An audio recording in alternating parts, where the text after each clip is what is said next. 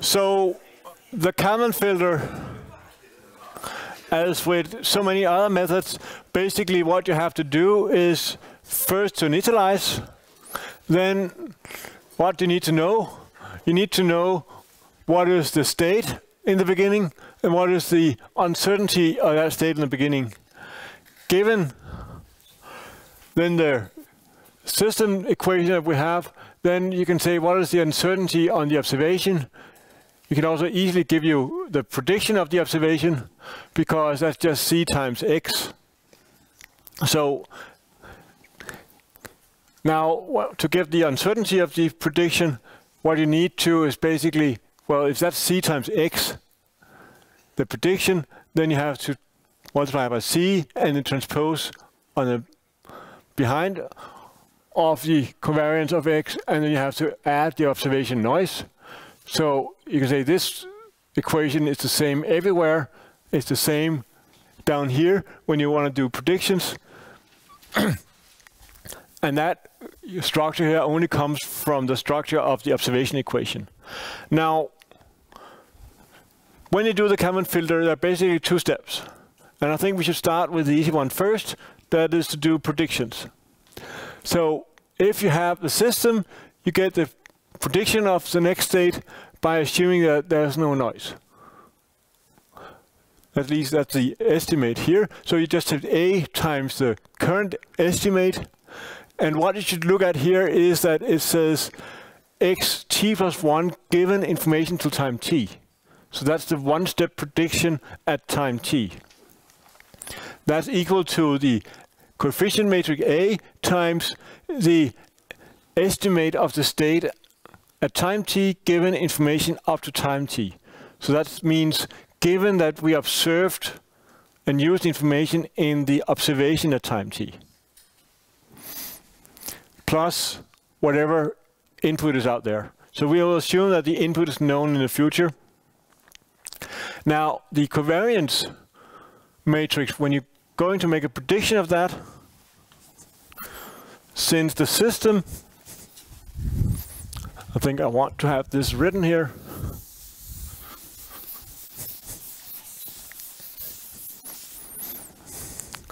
So what we have is that x t plus 1 is equal to A times xt plus b yt plus, let me use the, what do they use up there? Just E1, t plus 1, and then we have yt plus 1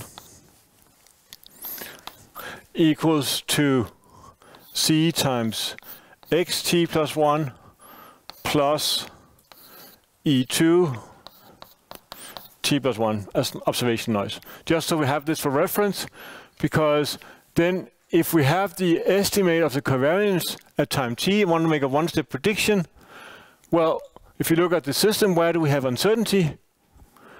We multiply the covariance matrix X with A and A transpose on the right-hand side, and then we add the covariance that comes from the system noise. So generally, you inflate or you change the structure here, and then you add some system noise. Whereas the prediction covariance here, that comes just in the same way that you take C and pre and post multiply by the transpose of the covariance of xt plus 1 given t, and then you add the observation noise. So that's the update, so the prediction. So that's the, what I would say, the easy part. The not so easy part is the update. So what happens when you make an observation? I'll get back to it in detail, but right now I just want to give you the intuitive feeling of what's going on. So we look at y minus the prediction of yt. So we look at what is the prediction error. Now the question is, how much should I take my forecast or prediction, and how much should I change that given the prediction error that I made? That should depend on what is the uncertainty of the system state and how much do you believe in your actually observations. So you take the ratio effectively of the uncertainty on the state over the uncertainty of the observations. So if you have very small observation noise, then you divide by something that is small. That means the Kalman gain, as we call it, is a large number. That means you make a large correction. On the other hand, if your measurements are bad, then you get, relative to your system noise, then your Kalman gain will be small, and you'll do small updates. Yes? Is it a weighted average? It is exactly a weighted average of two normal distributions. That's exactly what it is. I think I plan to draw that next week, but I can do it easily now. I'll do it over here.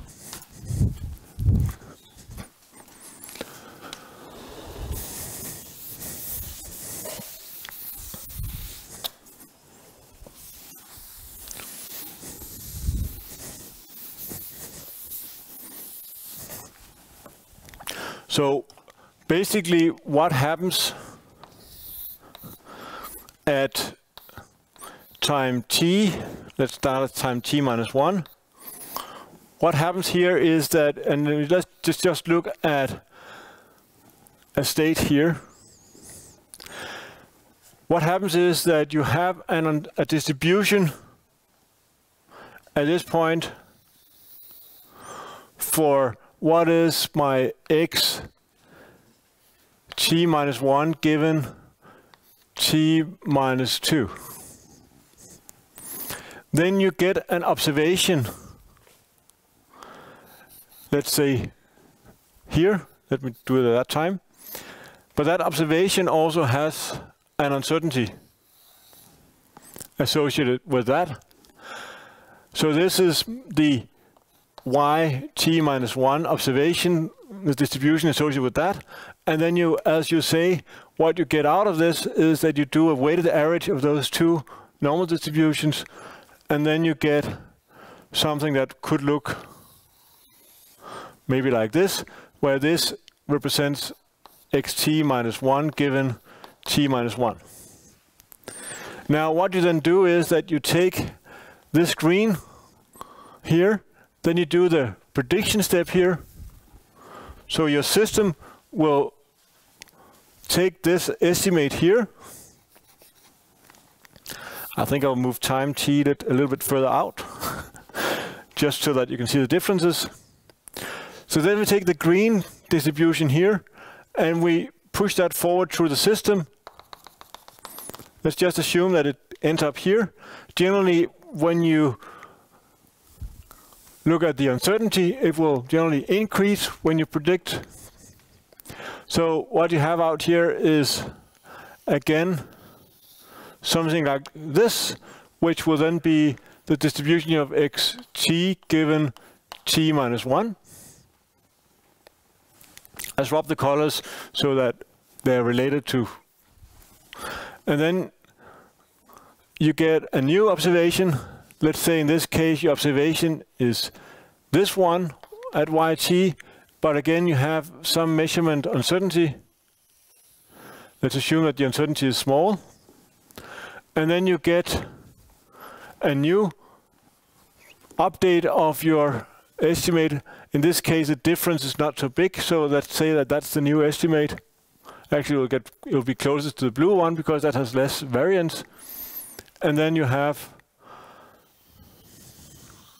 something like that, where this is now xt given t.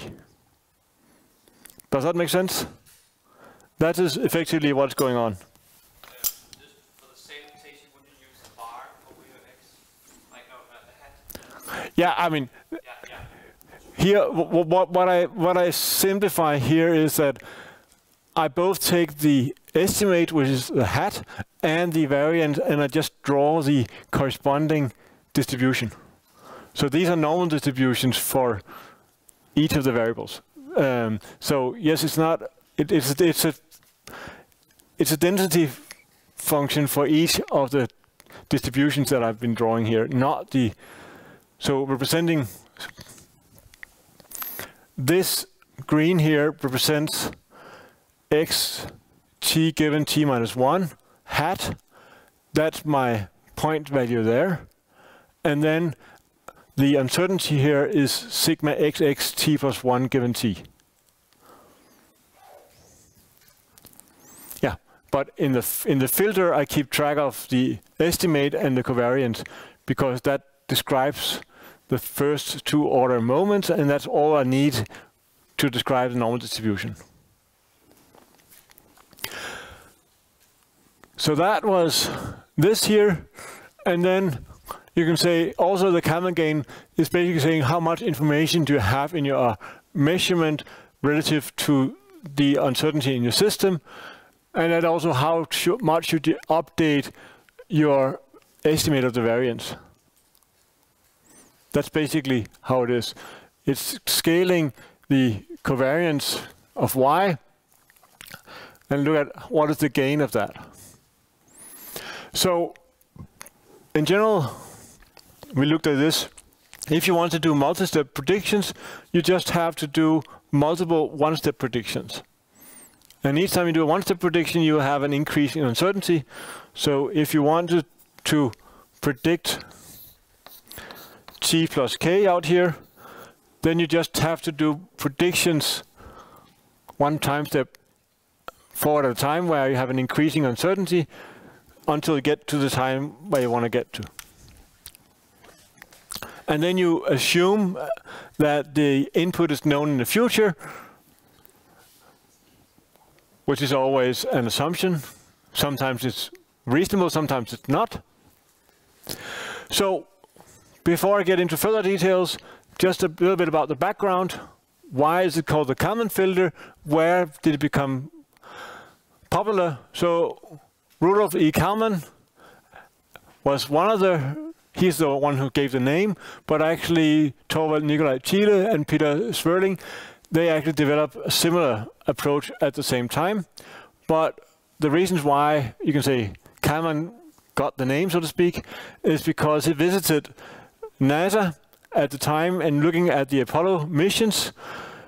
And I don't know how many of you have tried to navigate things out in space, but at least you know, you need to know where you are. I actually, when Andreas Mogensen was about to dock to the ISS, that was actually, I was giving the first lecture in this course at the same time. So I wanted to go live at the time, but basically what they're doing there is exactly this. They need to know what is the position of my capsule relative to the ISS at any given time. You don't want to miss, you want to hit, but you want to hit with the right velocity, which is next to 0, right? So how do you estimate that? Basically, you make you measure distances or relative to velocities with some noise, and then you use that to update your estimate of the state, and then you just navigate in. Exactly this. That they also started doing for the Apollo mission.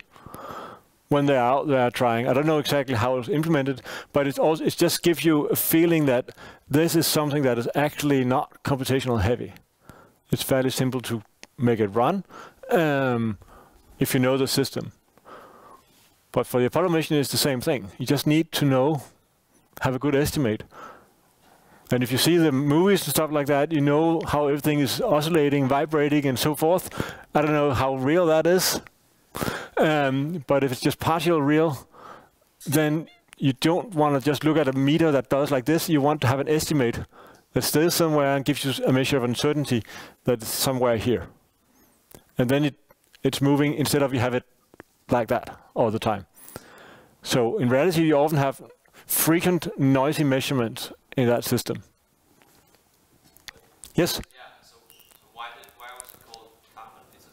Because Olaf E. Kalman, he was the one who kind of made it into the Apollo program. So they had the algorithm implemented there, and that's why they got famous. And then, well, you have to name it by someone. Could call it the Apollo filter, but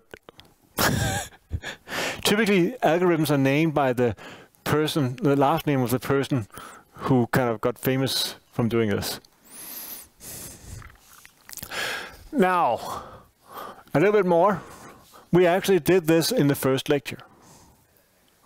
I just didn't say that. But recalling the linear projection theorem, now let me check if this works.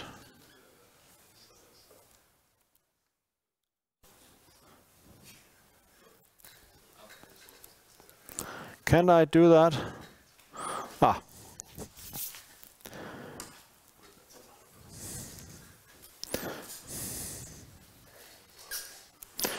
So if you go back to lecture 1, and if you look at the linear projection theorem there in the middle, then I'll write it in a slightly different way as well discussed then. The expectation of y is the mean value of y, sorry, x here, plus sigma yx, sigma inverse xx, x minus mu x. So that's the definition from back then. Now let me go back to here. Now, what we have is that we have a state here and we have an observation. It's a bit different from what we have down here because we just have to swap x and y's.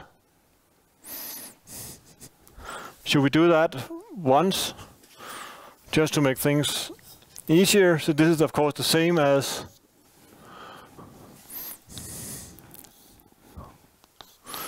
writing, swapping. Did I now drop the wrong? Let me get the next one here. So I have expectation of y is, let me not write that. So basically what we have is that we look at the random vectors xt given all the previous information and yt given all the previous observations. And what we want to care about is the expectation of the variance of those. And if you look at the expectation, first of all, we know we have all the information in the previous state. All the information is contained, so we can look at only expectation of xt given yt and all the previous observations. And then what we have to look at, and that's where I just make sure I have it. Yes, it's like that. Now, so what we have is that we have the expectation, the previous expectation, not conditioning on yt, but only conditioning. So this here is the expectation. That's the expectation of x given all the previous information without doing the conditional. That's what I was missing. It's the conditional here that I'm missing. Conditioning on x. There's something wrong. I don't know if you know that feeling. So you have the mean value here of the distribution, and then we have the covariance between x and y, or the variance of y on the difference between the observation and the prediction down here. Now, so that's the definition. Let's just look at the variance. Let's do that on the next slide. So what is this? xt given all the previous observations. That's x hat t given t minus 1. What do we have here? The covariance between x and y. Well, that's the covariance between x and y. We'll get back to what that is. The variance of y, that's sigma y, y. And then the prediction error out there. Now the estimate of the variance of xt given observation yt. Again, we don't have to have the condition on all the previous here as we have them there. That's the predicted variance, and then we have this update with the covariance between x and y over the variance of y and the covariance between x and y. So that's the linear prediction theorem rewritten. And I'll just copy that here. Now, if we just take one element at a time, we're looking at the prediction, the reconstruction here. So this is expectation of xt given observation yt. So that is x hat t given t that we're looking at. It's equal to the expectation of xt given all the previous observations. So that's x hat t given t minus 1. Then we have the covariance between xt and yt given all the previous information. That's sigma xy t given t minus 1. Then we have the variance of the inverse variance of yt given all the previous thing. That's the sigma yy t given t minus 1 inverse. And then we have observation minus the expectation of that. And similar, just to identify everything, the variance of xt given yt, that's the sigma xx t given t. That's the predicted variance xt, sigma xt t given t minus 1, minus the update that you got from the measurement. So exactly the reduction you got in variance from observing something here, going from the white to the green in the first one, and from the green to the white in the second one. Post multiplied by the covariance transposed that we have there. It's not the exact same thing as we wrote in a Kalman filter. But it is effectively the same thing. It's just a different representation of that. Now, what we will introduce is the Kalman gain as sigma xy times, so the covariance between x and y times the inverse covariance matrix of y. And what's the prediction there? So what we need to look at is now this covariance here. When we introduce this, first sigma xy, what is that? That is the covariance between x. I'll just skip the time indices just because we just want to look at what we get here. The covariance between x and y. That's the covariance of x, but what is y? Y is c times x, right? Plus some noise. But that noise out here is independent of whatever noise is in the system up here. So what is the contribution of this noise to the covariance?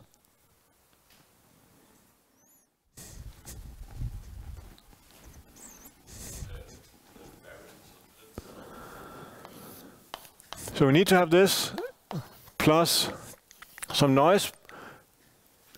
This is independent of that one there, so there's no covariance. So this becomes the covariance of x comma c times x. So that's the variance of x c transpose, because it's the second element here that has a c in front, and then I have to transpose it, then it goes outside on the right hand side. So that is the covariance, or I could also write it as sigma xx ct, right? Now, then it's written like this here. label the Kalman gain. So with that definition there, the Kalman gain at time t is equal to sigma xx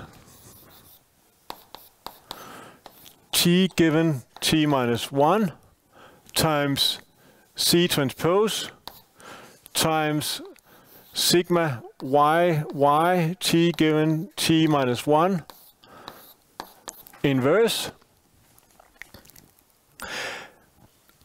Now what we want to do is, first of all, what we see right there, that is the Kalman gain directly. When we look at the second equation down here, you have sigma xy on sigma yy inverse sigma xy. But if you go back or forward to what is actually the definition, how we usually implement it, this is not sigma yy, but it's sigma xx. Because we introduce the Kalman gain in front and in the back instead of what is there.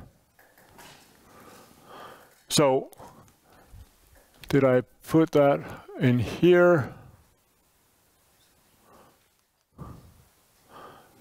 It comes in a moment. So, what we have is the predictions. We discussed those previously. Then we have the prediction errors here. That is the difference between the true state underneath and the prediction. And that gives us the prediction covariances here. As we discussed, it gives us the covariances from here to there. And then we add the uncertainties out there. And we just discussed why the covariance between x and y is always the covariance of x times c transpose. So, getting back to the falling body, if we now add some noise, in this case we have a little bit of system noise, so let's call it a little bit of turbulence, and then we have a very bad measurement. And we will initialize this having the object sitting 10,000 meters above ground and assuming that it's not moving anywhere in the beginning. And this covariance for the observation here says that there is a standard deviation on the measurement of 100 meters. Is that good or bad? It's not good, at least. It could be better. But for the example, it's probably good. And we assume initially that we know exactly where we are. So we start somewhere, and then you're dropping, and you know exactly where you start. So to simulate this is just a bit of our code. We made the coefficient matrices A, B, and C. We have a place to start. We have the covariance matrices. We have the gravity. And I'll just do 300 steps with this. Make room for that. That's always a good coding practice. If you want to store something, first you allocate the space. That makes it much faster. I don't know how many times I've said that, but I'll probably say it again. And also some observations, and then I'll just say what is the first observation. And then I will simulate forward from time 2 to n, and this drop equals false. That's basically just because I want to make sure I have the right direction of the vector. So if I want to make sure these things are columns and stuff like that, drop equals false, then we'll keep the dimension of what is there. So I have A times the previous observation or previous state plus B times the gravity plus collective factorization of sigma 1 times a matrix with 2 realizations of a normal, random normal, standardized random normal. Now, what I do is then I figure out when does it hit. What is the first one that is below ground? because I think we all know that after it's been falling and hitting the ground, it's not accelerating with g anymore, right?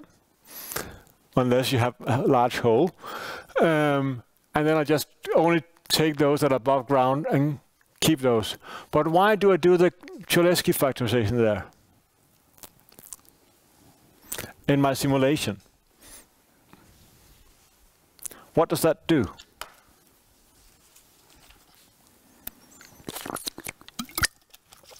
Let me go back 2 slides. How did I define my system? I defined this epsilon 1 here. So in this example, I have sigma 1 equal to this matrix 2, 0.8, 0.8, and a 1. Why do I do the Cholesky factorization of this matrix in my simulation?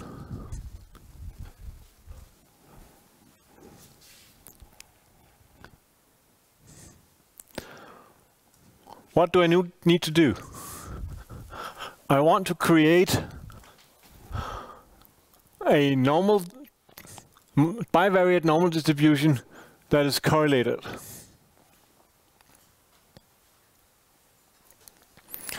So what I do, I have a function that could give me 2 uncorrelated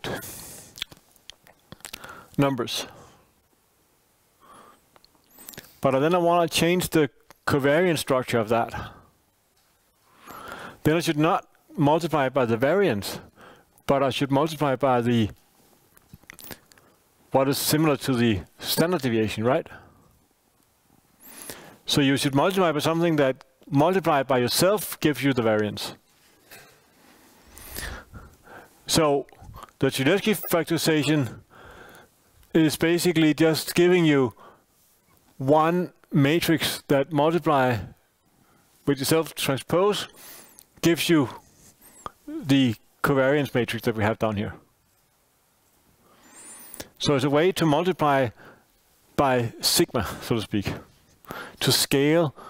In the univariate setting, you will just multiply by sigma, but since this is a variance, we have to take the square root-ish of the variance. But for a matrix, you have to do a factorization. And one such factorization is the Cholesky factorization. So that gives a simulation, and it could look like this. These are the observations from that system. So you have time running out here, and then you have the altitude. And you see, I mean, with a naked eye, it's a nice parabola with some noise. It looks credible, right? Now, how do we run the filter? The first observation in this case was 10,171 meters.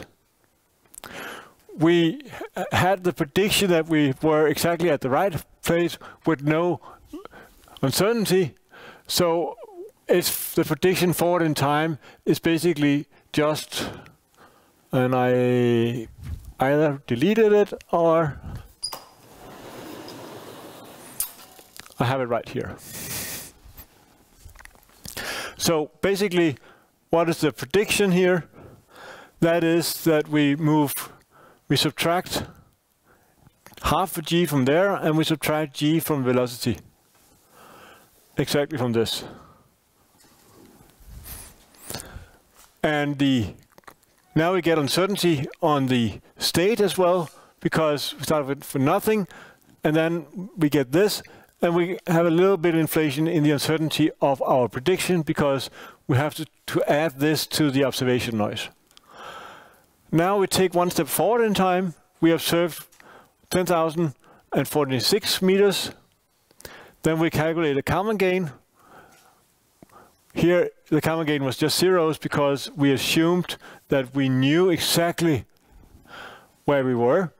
So sigma xx is just zero, so that means the Kalman gain will be 0. It's a very artificial example as such. But now we start to get a small gain here.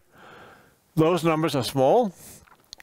So our reconstruction here doesn't make a large change relative to our predictions, you can see that 9.82 becomes 9.81 when we round. So it's a small update we do in the reconstruction in this case. And the system estimates, since the construction is such, we don't gain much in the uncertainty either. Then we do a prediction once again, doing the same thing, just ignore the uncertainty here. And now the state uncertainty is inflated quite a bit because we pre and post multiply A and A transpose on the sigma XX up here, which was 0 before. So now it increases the uncertainty. It also increases the uncertainty of observation, but again, well, still the observation uncertainty is much greater than the state uncertainty. We take one step forward in time. Observation 3 is again above the initial position, so maybe not so likely, but that's how things are sometimes. Again, we have a small Kalman gain, so we don't update much when we do the reconstruction, and we can continue predicting like this. If we do this, then we get estimates of the position and the velocity. This is just the first 10 time steps. So all of a sudden here, after 10 time steps, we are already moving around 300 meters per second. Yes?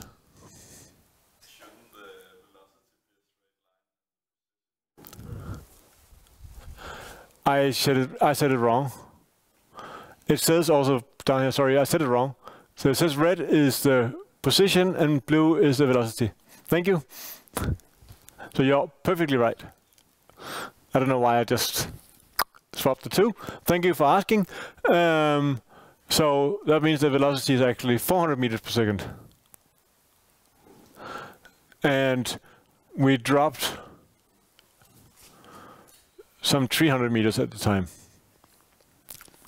Now that's one thing missing there. I did not add a measure of uncertainty. So I should redo this plot. But what happens if you start the wrong place and still assume that you know where you are? I think I'll run this code instead. So we'll do the same initialization and run the system. The code is the same as before. And hit 48 observations before hitting the ground. Let's just plot the position in this case and the velocity and the observations from there. Now I am in the wrong folder.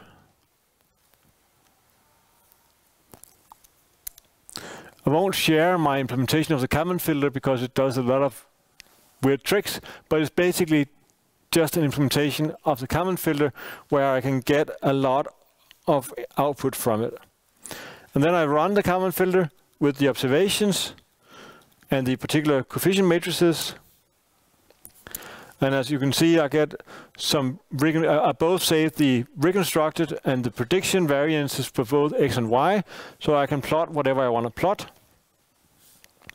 Let me just look at the first state, so that's sigma, the reconstructed state. What is the estimate of where I'm at after observation? Let's just look at the position estimate. So then we have the standard deviation of that. And let's just look at the reconstructed state and the uncertainty on that. If you look, let me just zoom in.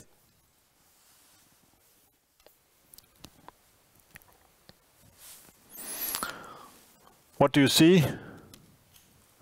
Basically you see, well, you start with no uncertainty just as in the example before. But what you also see is that the variance is very, very small all the time. And you have the observations just sitting around it, right? So it looks pretty nice, I would say. Now, if we go and look at the standard deviation, it very quickly converges to a stationary level because what happens in the filter is that you, at each time point, what happens is when you look at this, you get some information at every point in time. Let me go back to the actual filter. Here, you do a prediction and then you do a reconstruction of the variance. At some point, you will balance, those two will balance out. So whenever you predict, you inflate. Whenever you observe, you reduce. Now, if I do the same thing as before and just start somewhere wrong, this case starting not at 10,000 meters, but at 6,000 meters, and starting assuming that I'm moving downwards already, I'll just run the same plot as before. Those are my observations, and those are my reconstructed. So again, what I did was that I assumed that I knew exactly where I was at, but my predictions are just horrible. So very soon I get updates, get up here, but now my updates are, you can say, too large to some extent, so I overshoot, but it takes me 15 observations and then I'm back on track.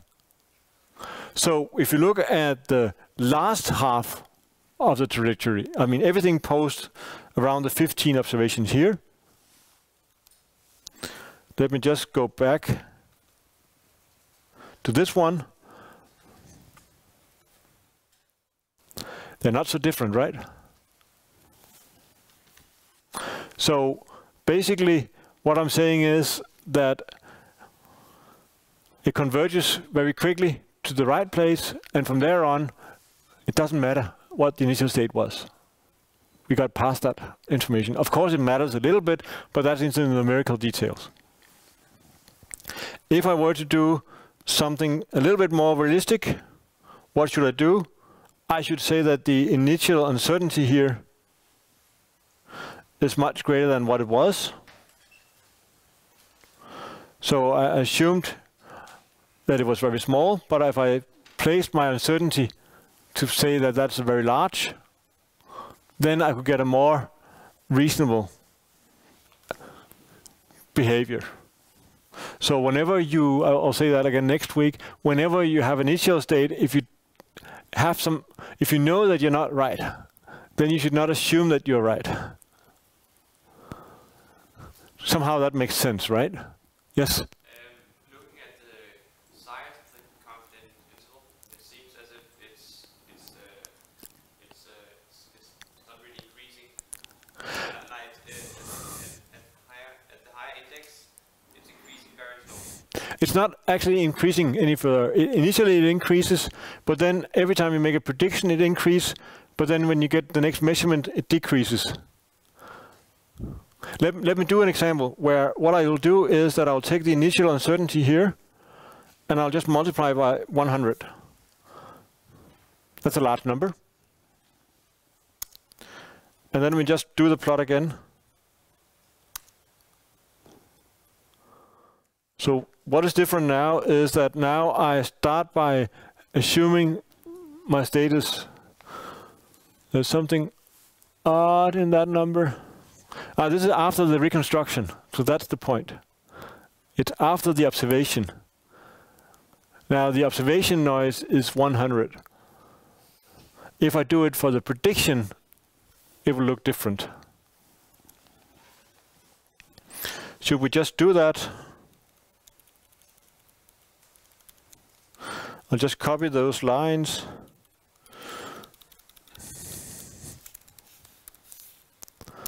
And then use the prediction there. Then I should also use the one-step prediction there.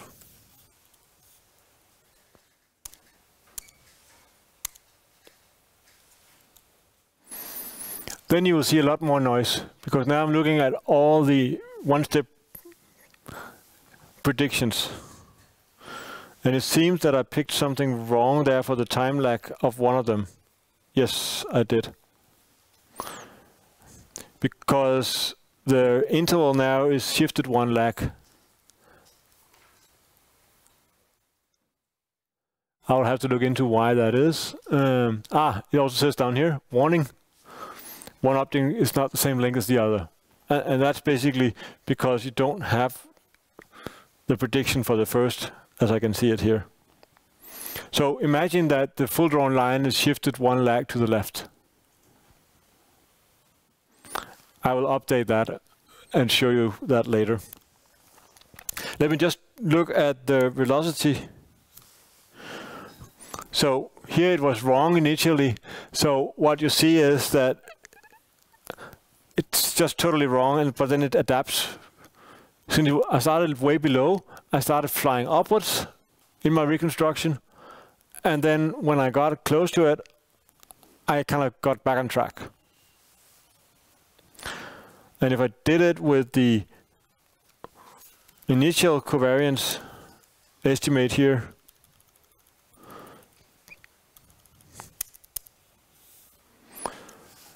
then I again move upwards, and then,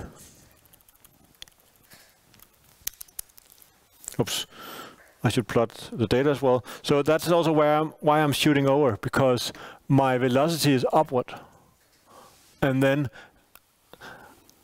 it takes a while before I can turn my velocity around, because my update is only so big every time. So this is what happens if I do it with the correct initial addition up here, where I start the right place, so to speak. Now I should plot the right things. Then I was very close to it all the time. If I look at the velocity plot, I get the expected linear reduction in velocity all the time.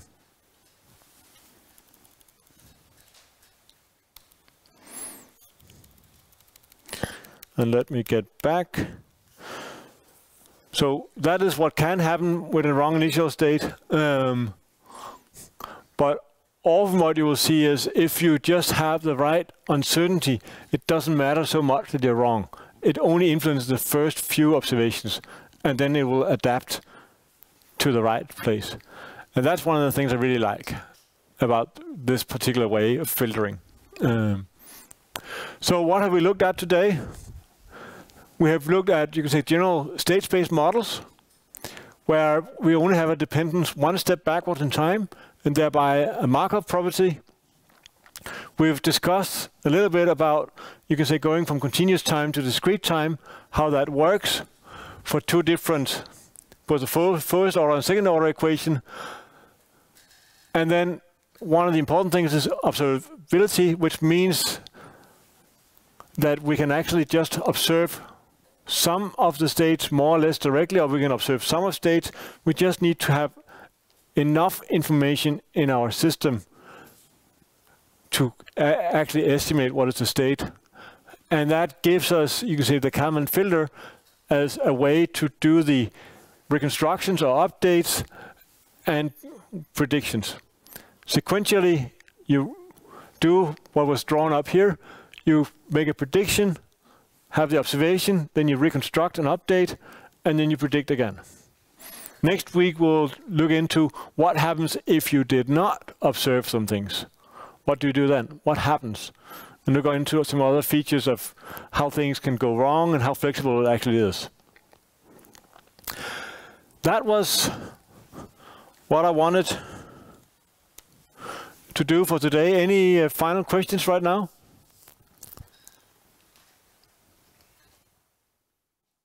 Nope.